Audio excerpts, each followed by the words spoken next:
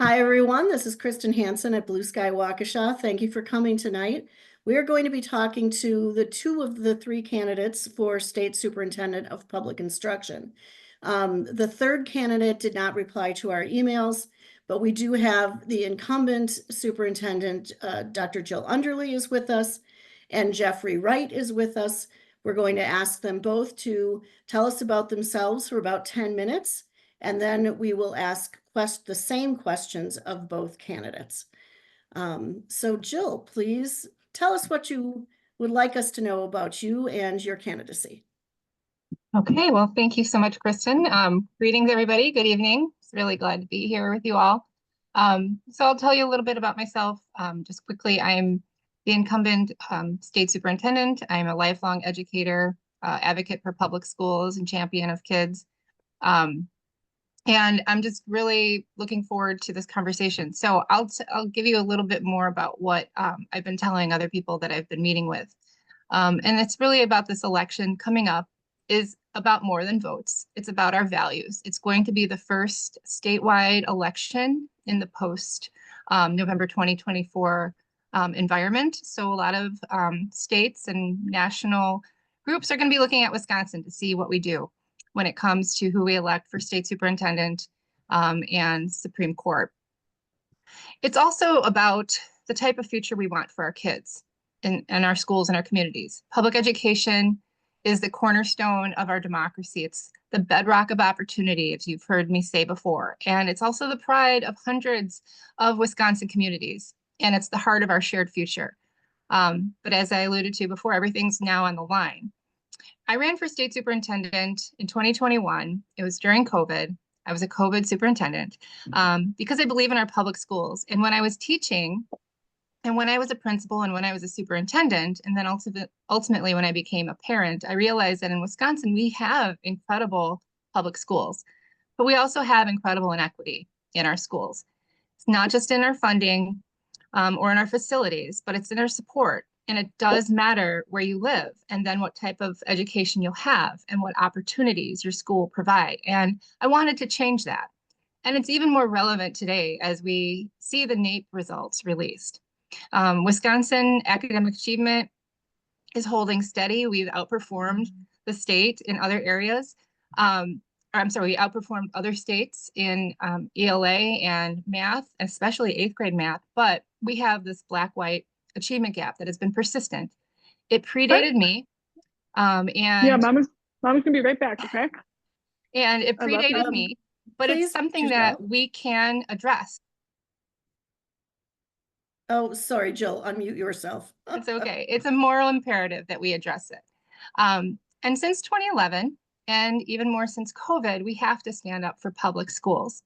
Across the nation, we see attempts to underfund, undermine, and dismantle public schools. We see policies that ignore the needs of our kids and fail to recognize the transformative power of education.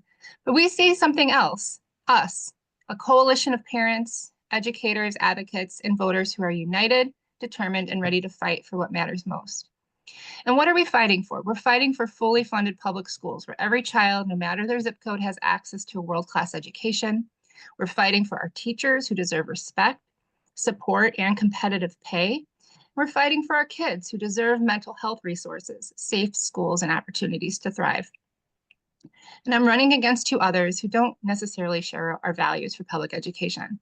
One is a pro-privatization of education candidate, a voucher lobbyist, funded and supported by Republicans and MAGA extremists who is explicitly anti-union and pro-voucher. And then the other seemingly has no platform or policy other than attacking me on the work that I'm doing, which is fighting for kids. I'm proud of what I've done so far, and I'm looking forward to digging into all that yet we have to accomplish.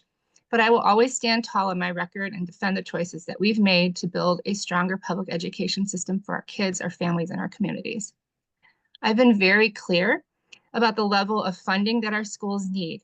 I have proposed $4 billion in public education, including increasing education reimbursement for special education from the paltry 30% that it is now to 75% in year one and then 90% in year two of the biennium.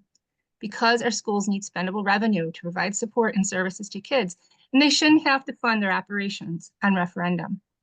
I'm the only one who is actively trying to change the conversation on school finance.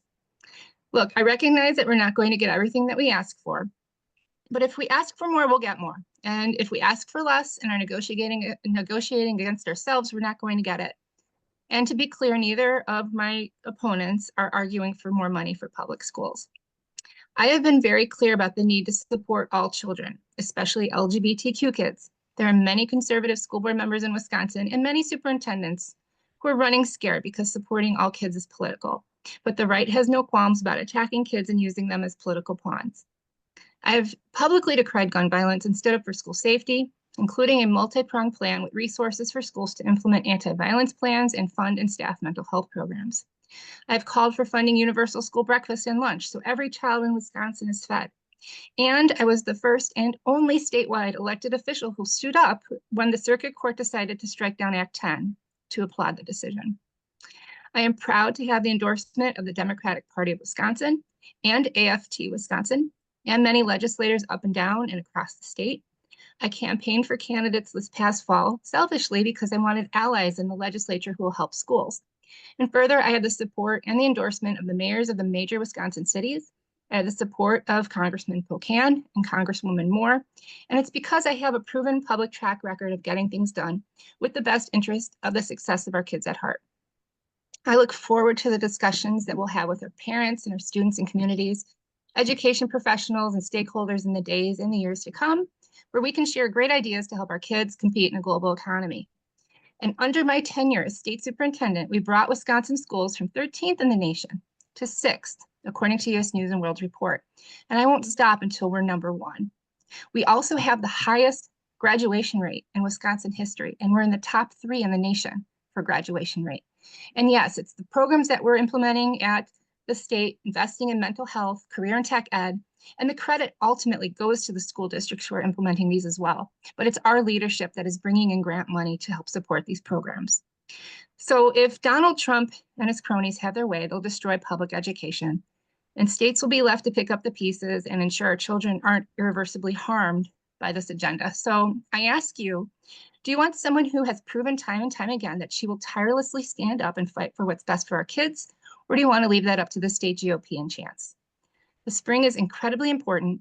Not only do we have to hold the state superintendent seat and keep it firmly in the court of public education advocates, we have to hold the Supreme Court and elect Susan Crawford as our next justice, because having her on the court will ensure that in Wisconsin, we'll have fair funding for our schools, that our employees will have fair labor rights, and that all our kids will be safe and belong in our schools and be free to be who they are without harassment and bullying. We know that the stakes are high, but so is our resolve. And when we stand together, we are unstoppable. When we raise our voices, we will be heard. And this election is our chance to show the nation that public education is not a political bargaining chip. It's a promise that we must keep to every child in this country. I'm asking for your support. As the Democratic incumbent with a record of standing up for public education, for teachers and for kids, I need your support, your voices, and your vote. So please share your stories, engage your neighbors, and please vote for public education advocates at every level, school board, Supreme Court, and state superintendent, and let them know it's at stake, because it's not just an election, it's a movement. And together we're going to win this for our kids, for our teachers, and for the future of public education. Thank you. Thank you, Jill. That was right on time. Okay, I'm going to start with a local question. And a couple of the questions ask about things that you have already touched on. So if you want to, just say a little bit about that since you already talked about it, that's fine too, just to remind folks. First question is, and I will start my own timer here.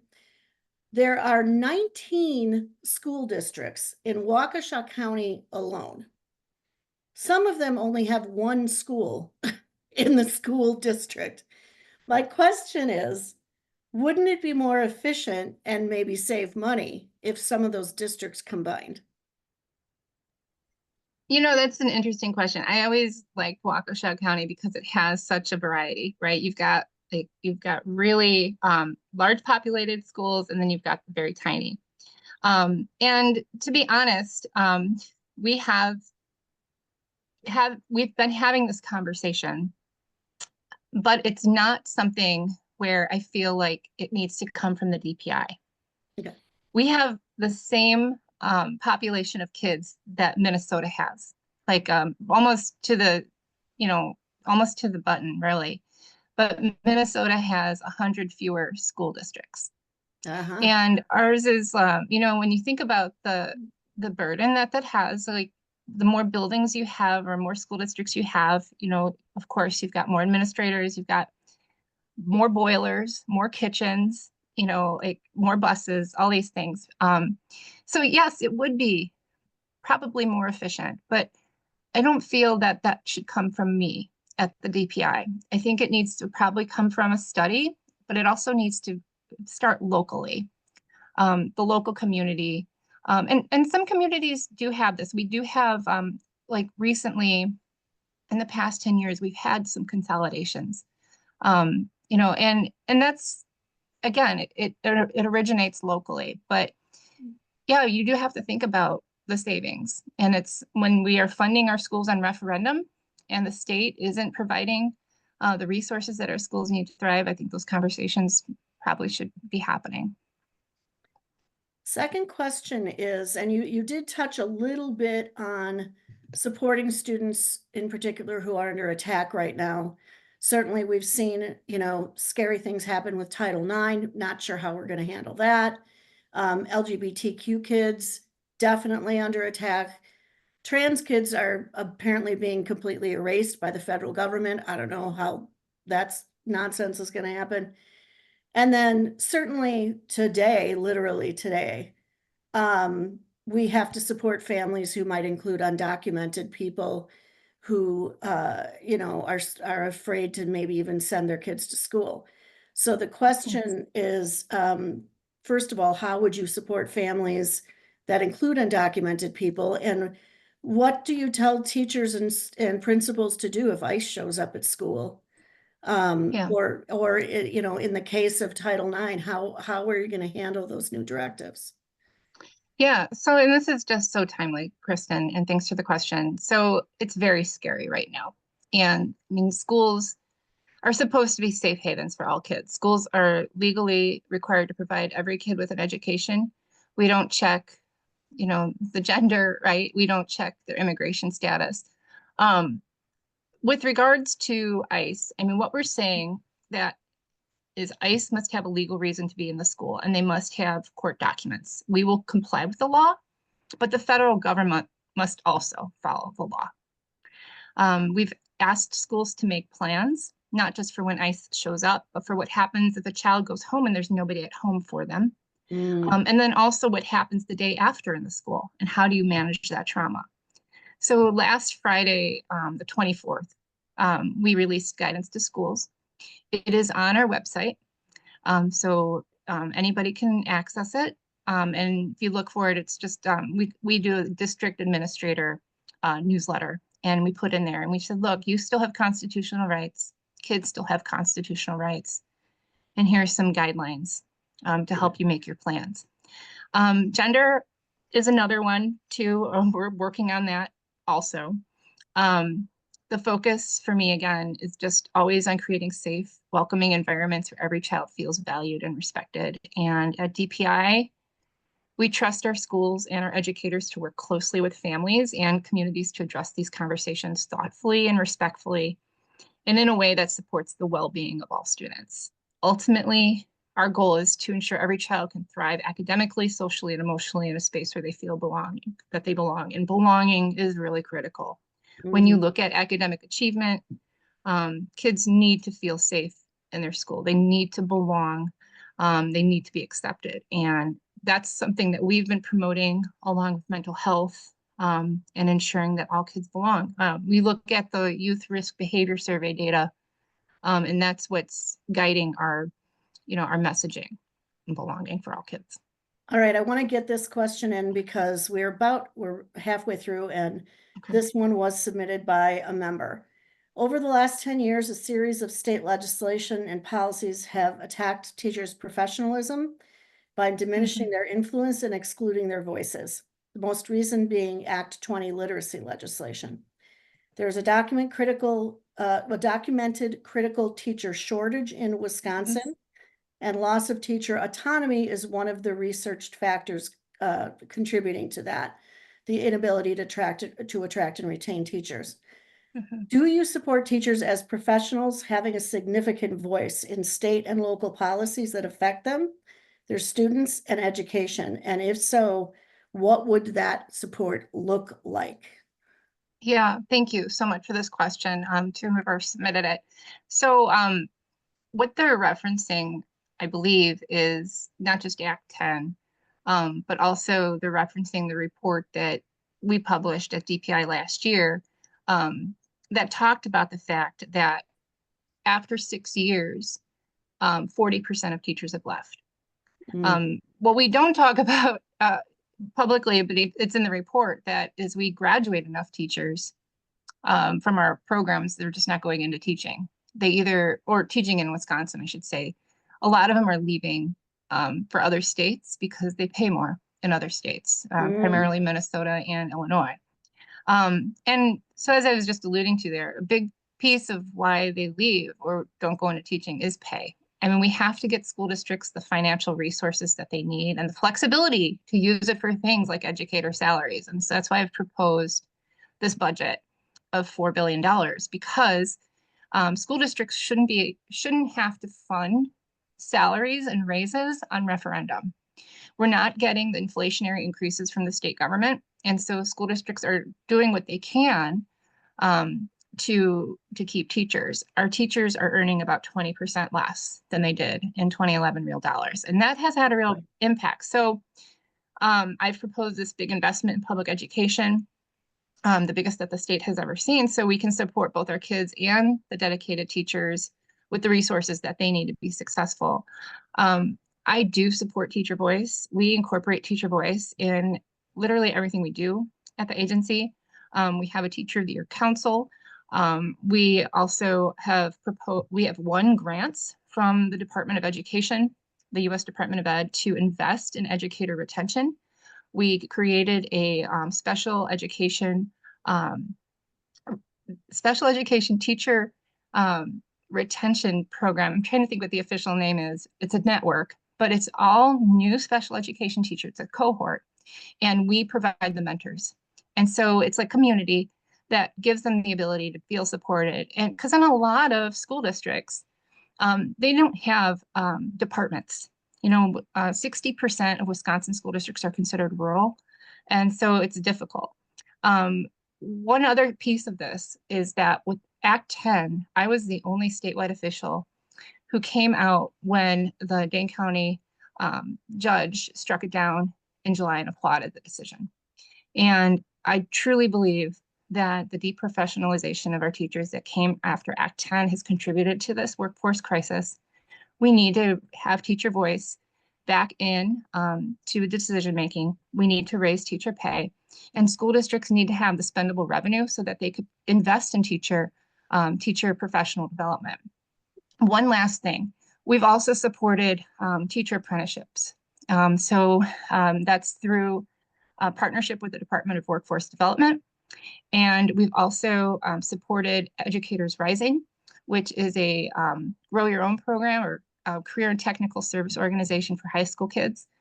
We've put money in our budget to support Ed Rising clubs throughout the state so students don't have to pay fees, and to also pay for a sponsor so that high school kids who are thinking about becoming teachers have access to these. We've also put money into support school districts to have their own grow your own programs.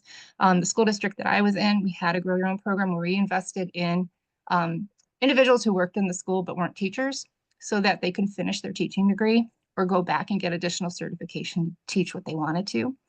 And there's lots of great models all over the state for a grow your own. We are at time.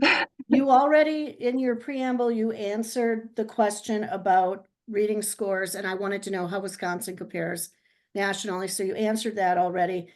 Just real quickly, I have a feeling you can answer this quickly. Another thing ripped from the headlines.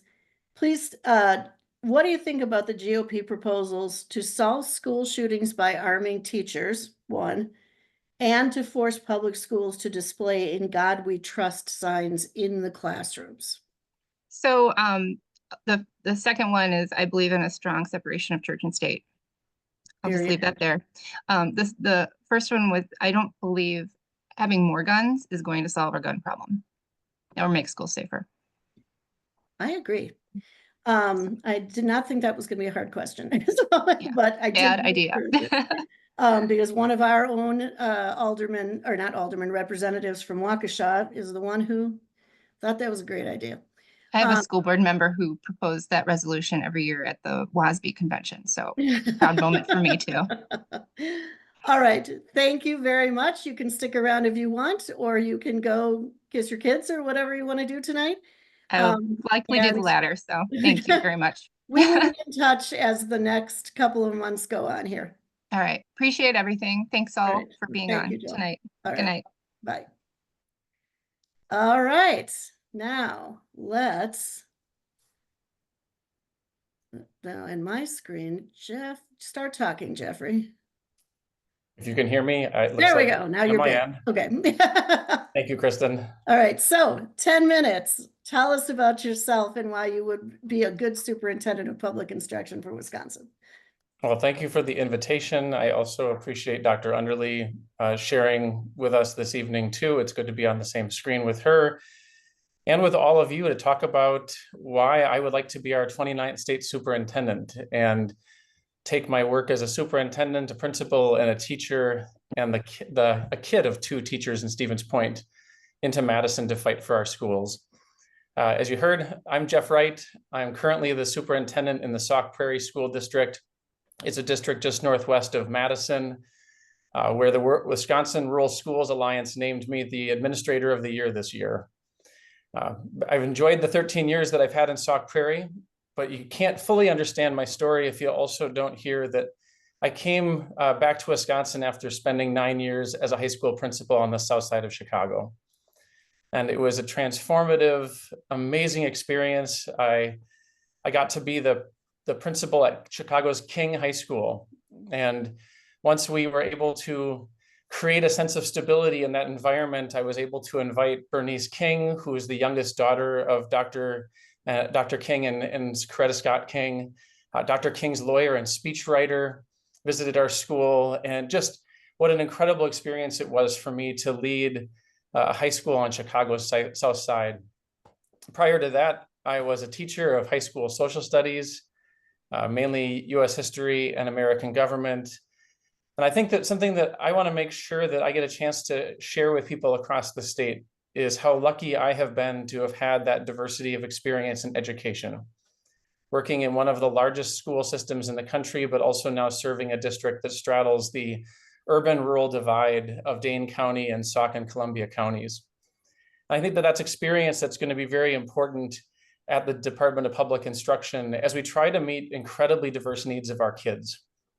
I'm sure that you saw in the headlines today or heard on public radio that Wisconsin again has the worst achievement gap between our Black and white students of any state in our country. And that should infuriate us. And it should drive us with a sense of urgency to really solve this enduring problem that not only has an effect on kids, but it has an amazing effect on the communities that they inherit from us as they become our future workforce, our future business owners, our future parents, and the future leaders. And another 4 years of not making progress on that issue alone is one of the reasons why I think we need to see change. Our districts are deserving better from the Department of Public Instruction because our kids and our communities deserve the absolute best from our schools, whether that's in our biggest cities or our most rural communities. And I think that that's some of that impatience for the change that needs to happen at our Department of Public Instruction is why educators and school leaders across our state over the past 2 years started looking to change direction at the Department of Public Instruction. And I started meeting with people over the past 2 years to talk about what that change could look like. And I'm proud that over the past few weeks, I've received the endorsement of the Association of Wisconsin School Administrators. That's the largest organization that is the principals, the deans of students. I'm a member as a superintendent. that are asking for a change. And I'm so proud that my own colleagues endorsed me to be our next state superintendent. I also met with WEAC's PAC. WEAC is our largest teachers union, and their PAC recommended my endorsement unanimously to their board of directors back in September.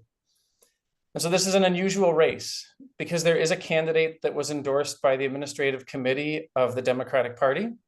We also have a candidate that seems to be funded by Betsy DeVos's family and the school choice movement. And then you have somebody that the principals and the superintendents and the teachers union's political action committee is recommending. And I'm proud to be that candidate. And I'm proud that I get to talk a little bit about my work, my vision for our state and for the Department of Public Instruction. And I think why those groups have endorsed me. I think part of it is the unique experience that I've had as a superintendent in Sauk Prairie. Sauk County is the most purple county in Wisconsin, if not the entire country. I think it's a bellwether, yeah. Yeah, well, we joke that Sauk County picks the president because truly Sauk County voted Obama, Trump, Biden, Trump. Not proud of all those votes necessarily, but it is the reality that I get to serve in. And if I'm being serious about making sure that every single kid feels welcome in my school, I also have to be serious about welcoming everybody, regardless of their political viewpoint, to the table to talk about the most important issues facing our community, which is often rooted in public education. So I'd like to share a little bit about what we've done in that purple county. We've reimagined how we provide mental health services to students and to families in times of crisis. That work received a $5 million grant from the U.S. Department of Education. And when we received the grant, Congressman Pocan said that, Jeff, there must have been something in this grant that they felt we could replicate across the state, because a district the size of Sauk Prairie should not be getting $5 million from the federal government. But he's right. It was because we were finding a system, and the University of Wisconsin-Madison is embedded with our team for how we could support students differently with the school as the hub of service delivery. We've also put new solar panels on our roofs, leveraging some of the new resources from the federal government, but also community donations. So we've expanded solar across our buildings. Struggling with childcare, like so many communities are, we've recently broke ground on a new childcare center that is owned by the Village of Prairie du Sac, but is going to be run by our school district, which reduces costs associated with housing the center. There's no rent, there's no mortgage. And we get to pass that dollar amount instead onto employees, so that childcare workers, who are often some of the lowest paid employees in a community, will finally not only have a good salary, but also have access to health insurance. I share these examples because our community school board voted unanimously for those mental health reforms, for solar panels, for childcare, for all of these projects, even though I know they have different yard signs in front of their houses when it comes to a presidential election. Because we've agreed that when our schools are thriving, our community is going to thrive. So we need to get the business community, we need to get Republicans, we need to get Democrats all sitting at the same table once again, talking about public education. And that's not happening right now in Madison. I think one of the greatest pieces of evidence of how broken this system is school finance. I saw somebody earlier typing in about the constant referenda and the impact on our property taxes. Our over-reliance on property taxes is a piece of evidence of how broken this funding system is. Well, we've had the same funding system in place since I was a high school student up in Stevens Point. Oh boy. Right? I've been an educator for 27 years. It's time for us to fix this, but unfortunately, the current state superintendent wasn't even invited to testify before the Joint Finance Committee 2 years ago when the biennial budget was made. And while I wish we had $4 billion for state schools, asking for the entire surplus when we also have needs in infrastructure and public safety and health and in so many other, the state parks, the university system, it's being dismissed as not serious. And unfortunately, that means we don't get a seat at the table. If we're really going to fix these long-standing issues involving our school performance and our achievement gap, if we're going to really take issue with our funding formula and finally fix it, we need to get people at the same table again working for public education. And that's what I've had a chance to do as the superintendent in Sauk Prairie, an incredibly purple county. And I believe that that's why I have the endorsement of the administrators in the state and the WEAC Political Action Committee. So thank you for giving me some time. I hope I get to answer all 5 of your questions, Kristen, because they're very important questions. And let me close by saying, I hear the same questions almost everywhere I go. And I've gone to Republican county meetings, I've gone to Democratic county meetings, I've gone to business groups, I've gone to faith groups. Anybody who wants to welcome me in to talk about public education, I haven't said no to a single debate or public forum, trying to make sure that we're all engaging on public education again, because I do believe we all want most of the same things for our kids. And we know that our communities will do better if our schools are doing better. And so thank you for being another one of those groups that's invited me into the conversation tonight. And I look forward to answering all 5 of the questions. All right, let's see how we do here. I'll do my best. So the first one was about the 19 school districts in Waukesha County, which surprised even me when I was putting together the information about the election coming up. 19 school districts, some of which have 1 or 2 schools in the whole district. What do you think it would make more sense to merge those?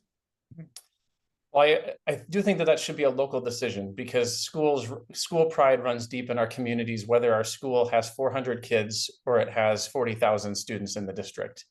I would encourage you to also reach out to those 19 school district superintendents and school leaders and see what they think about this race. And have them be part of what informs your decision about who our next state superintendent should be. But I do think, Kristen, that one thing the Department of Public Instruction can do, and that our CSAs, our collaborative educational service agencies, can do, is look for opportunities for these districts to be partnering more deliberately on providing education to students. Could we share a special education director? Could we combine some other administrative functions? One of the things that we've done in Sauk Prairie over the last few years is really focus on our career-based education programmings. And we've expanded into medical careers pretty aggressively. We know that we all need more phlebotomists, we need more certified nursing assistants. And so in doing that, because we're the largest school district in our immediate area, we offer the courses at our high school in partnership with Madison College.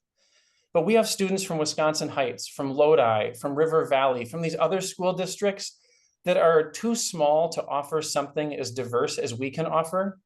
We purposely put the class first thing in the morning so the students can get to our school and then only miss part of the next class in their passing time back to their other districts. But I think instead of always seeing ourselves in competition for kids and open enrollment seats, what are ways that we can be partnering with each other so a student can still attend Wisconsin Heights and be on the Wisconsin Heights baseball team if he or she wants to be, but also take advantage of a medical careers opportunity that would not be available in their district because of its size, that is available in the district next door. That also will save money, because Wisconsin Heights, if it did try to offer a program like that, it would be an inefficient use of resources. And we actually benefit as a Sauk Prairie school district by being a good partner. Sounds good. So you heard us discuss what's going on with ICE. Schools, some schools are reacting by suspending teachers who are trying to help parents who might be undocumented or have undocumented people in the family. Others are protecting the students and the families. And then we have the issue with the federal government attacking trans people, LGBT kids. What can we do about all this? And please do answer the question again. What would you do to support families if ICE shows up? Well, we have to lead with love. We really have to start there. This has been a really hard week in Sauk Prairie, because we know that the first ICE raids started in the Wisconsin Dells over the past few days. And a lot of our families work in the Dells. And I think what has horrified my principal teammates and myself is, if you don't know if the child's family is at the home, what do you do to support that child? Because putting a baby on a bus to go to an empty home is something that keeps us all awake at night. And I think that, I hear my principal Kelly, I hear Jamie saying, you know what, they can come and live with me. Wow. But we know that that's not a solution. And the emotional heartache of that family is very real. And it's so a temporary solution of welcoming somebody into our home does not fix this. Our school district teams know that if somebody were to come to the door asking to get access to a student, whether that's an estranged family member or ICE or some other person, that we do not have the authority as educators to release a child into somebody else's custody without the parent's permission. And so we need to engage law enforcement or others to make sure that we are protecting the children that were entrusted into our care. The Supreme Court has been really clear on this one. The court case, Plyler versus Doe, talks about the fact that a child does not pick his or her immigration status. And so it's one of the reasons why we need to guarantee access to education to every child, regardless of their parents or their own immigration status. But the court went further and also taught that society does not do as well if certain parts of our community are not granted access to a quality education. And so it's not just about the immigration status, it's the fact that we want everyone to receive an education because of social, like forward progress of our society. There's a social benefit to making sure that everybody has access to an education. And that's part of the calling of us as educators and making sure that no matter who comes through our door as public school teachers and administrators, that we make room for those students, make sure that they feel welcomed. Now, you also talked about LGBTQ, trans, gender students. One of the things that we've done in our district, we have found that the safer and more welcoming we make a space for one student, it often makes it safer and more welcoming for all students. And we have many more bathrooms in our district that are ungendered or single stall now throughout our buildings. And you know what? A lot of people like the privacy that those spaces provide. And a lot of families who are in our buildings at night. My daughter's now in 6th grade, but when she was a 3-year-old, to have access to a family style or an individual stall bathroom would have been much more my preference than sending her either alone into the women's room or bringing her into the men's room.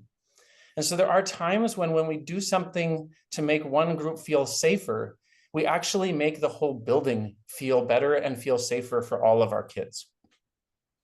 Thank you. Yep.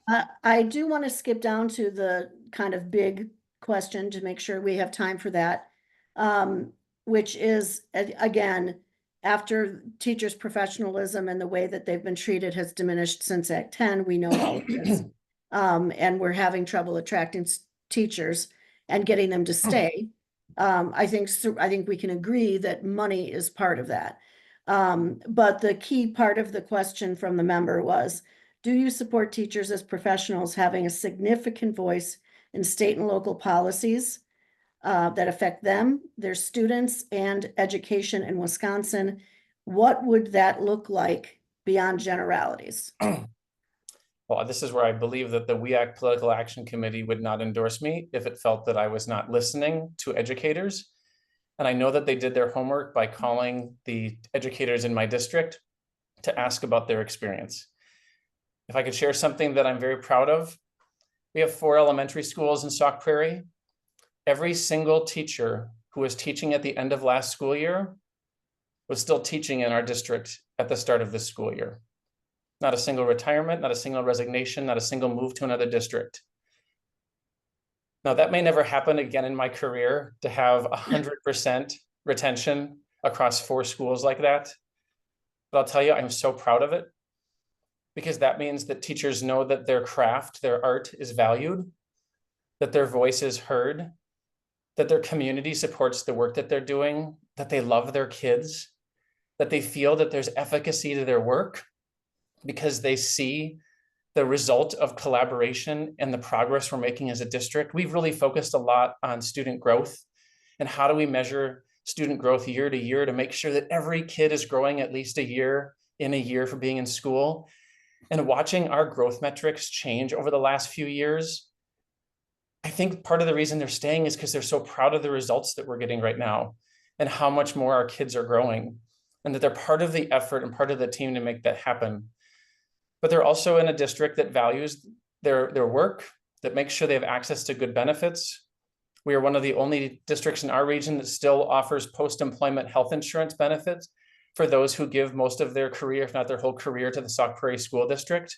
I know that has an impact on retention because they're honored for that long life of service in our community with health insurance into retirement. But I think most of all, how do we make sure that we're celebrating the art of teaching in the work that's being done by the Department of Public Instruction? And you can celebrate the art of teaching and still have incredibly high standards. In fact, I think the teachers who most celebrate that art have incredibly high standards for themselves and for their kids, and that's why it's working. We are almost at time, but we did go a little bit over with Jill. And you had not touched on something that she spoke about when she gave her introduction. So I do want to ask you about this. We do know that reading scores are better in Wisconsin than nationally, but there still is a major problem with reading.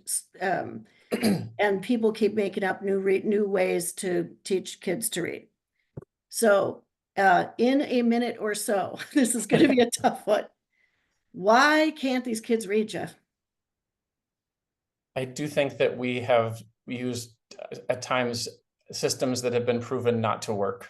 And so that we need to be very careful, like what is it that we're measuring that has value? I want to put this as in Chicago language for the minute I have. When I was a high school principal in Chicago, the system really started to focus on a few ninth grade metrics: ninth grade attendance, ninth grade algebra success. If you can do algebra by the end of ninth grade, you're almost guaranteed to graduate from high school.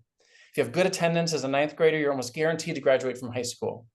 Instead of focusing on everything, focus on a few key metrics that determine the success of students long-term. If you look at the differences now in the performance of Chicago's schools versus Milwaukee's, you can see the growth that Chicago has experienced in the last 15 years by focusing on a few freshmen on track metrics.